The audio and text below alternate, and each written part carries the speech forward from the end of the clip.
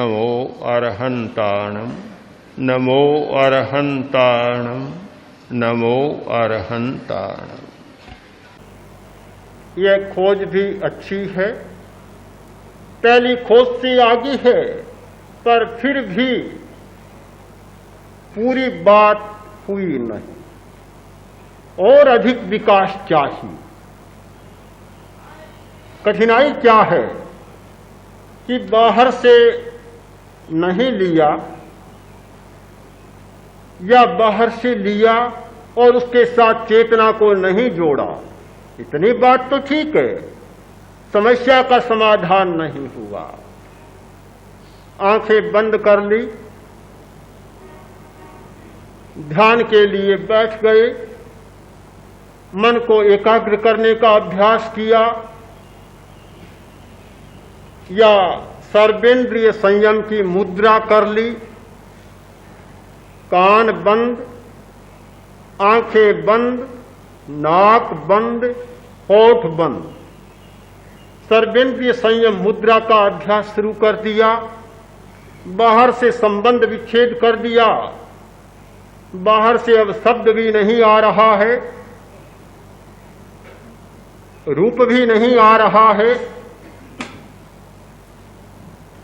और कुछ नहीं आ रहा है। किंतु आपको पता होना चाहिए, ये टेप रिकॉर्डर पड़े हैं, इनकी क्षमता कितनी है? 45 मिनट का ले लेता होगा, 60 मिनट का ले लेता होगा, ज्यादा से ज्यादा 90 मिनट का लेता होगा। किंतु हमारे मस्तिष्क में इतने टेप रिकॉर्डर सेट हुए हैं, इतने बड़े फीते हैं कि हजारों लाखों वर्षों के बिल्कुल टेप किए हुए पड़े। बाहर की दुनिया में, पूरे लुधियाने में जितने शब्द आपको नहीं मिलेंगे, उनसे हजारों हजारों लाखों लाखों अरबों गुने शब्द आपके मस्तिष्क में भरे पड़े। 7-8 लाख की आबादी में 7-8 लाख रूप होंगे।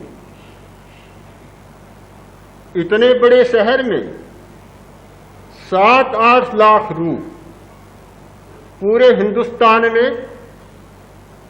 65 करोड़ रूप, और आपके इस मस्तिष्क में पता नहीं 65 अरब से भी ज्यादा रूप टेप किए भरे पड़े, अंकित है।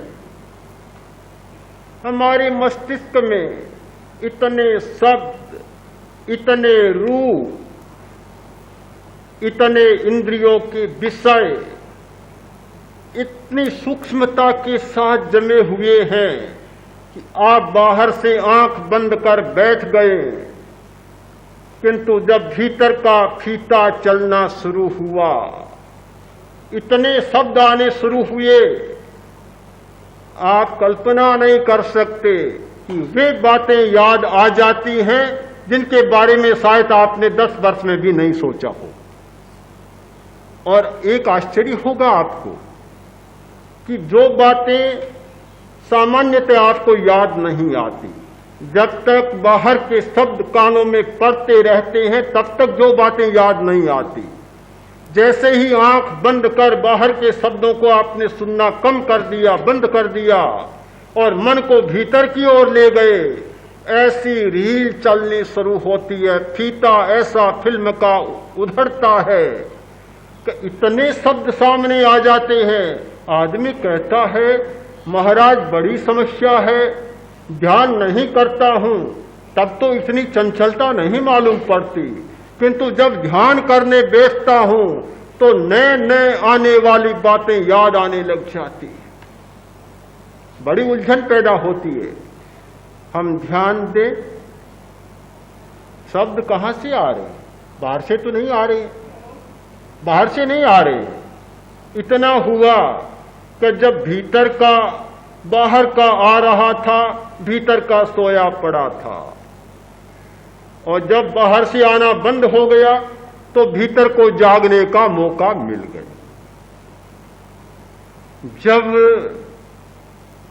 हमारे बाहर के विषय जागते हैं चेतन मन जागता है तो अवचेतन मन सोया रहता है। सोया रहता, मनोविज्ञान की भाषा में सबकॉन्शियस माइंड तब तक काम नहीं करता जब तक कॉन्शियस माइंड काम करता है। चेतन मन जागता है, अवचेतन मन सोया रहता है।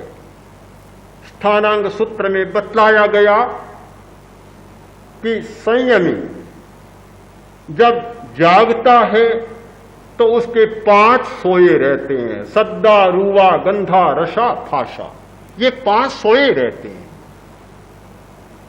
जब वह जागता है तो, और जब वह सोता है तो 5 ये जाग जाते। हमारा चेतन मन जब जागता है तो भीतर का तंत्र सोया रहता है, और जब हम बाहर के मन को सुलाने का प्रयत्न करते हैं, जब बच्चों को सुलाने का प्रयत्न करते हैं तो बड़े बड़े लोग जाग जाते, भीतर के जाग जाते हैं।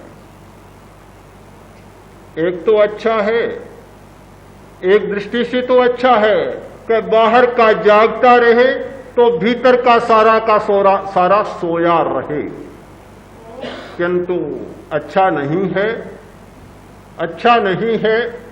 बाहर का जागता रहेगा तो भीतर में और भंडार भरता रहेगा और भरता रहेगा, और कोई दिन ऐसा आएगा कि एक साथ इतना विस्फोट होगा कि आदमी उसे झेल नहीं पाएगा।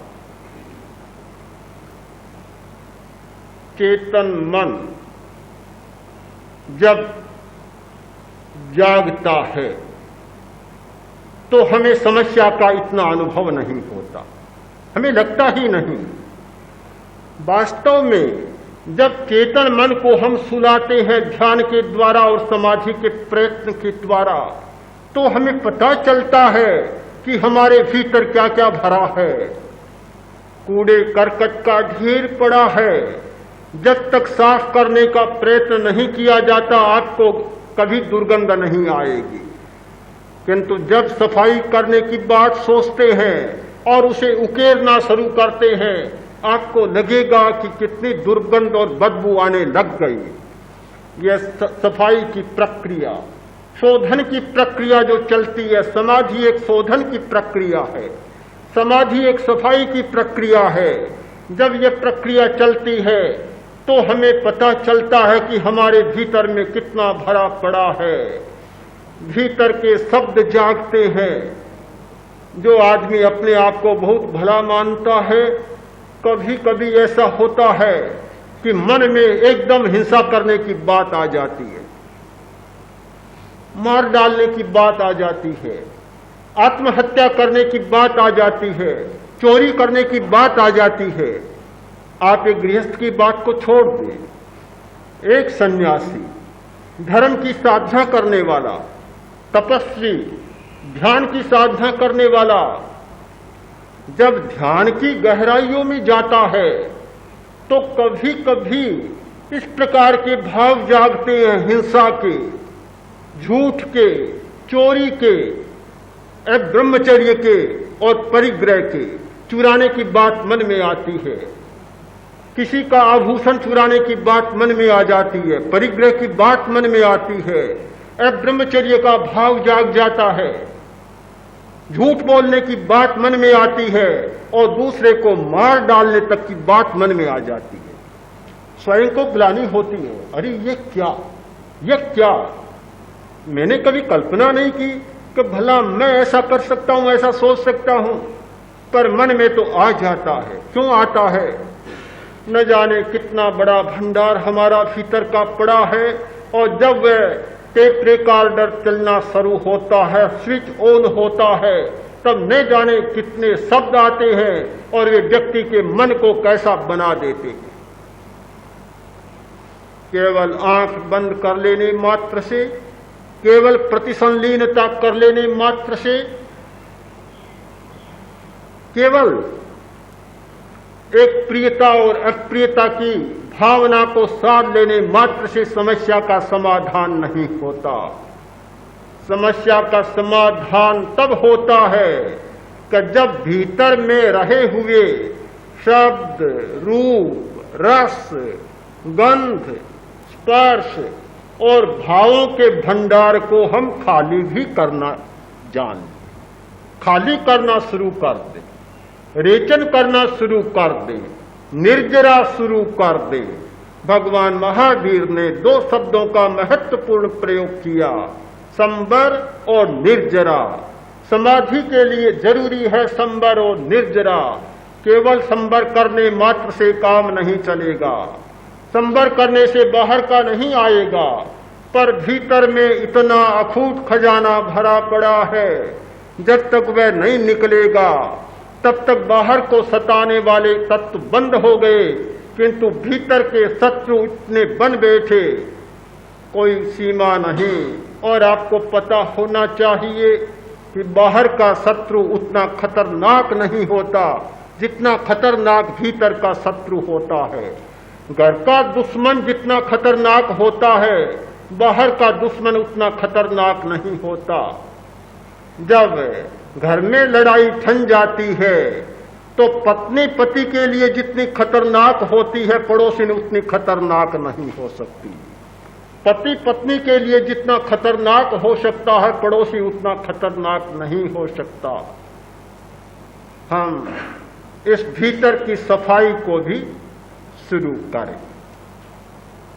यह भीतर की सफाई, यह है हमारी परम समाधि। समाधि यानी चैतन्य का अनुभव। इसका अर्थ है केवल चैतन्य का अनुभव। जब केवल चैतन्य का अनुभव होने लगता है तो फिर भीतर के सारे टेप रिकॉर्डर भी बंद हो जाते, फिर वे नहीं चलते। न भीतर का शब्द सताता, न भीतर का रूप सताता।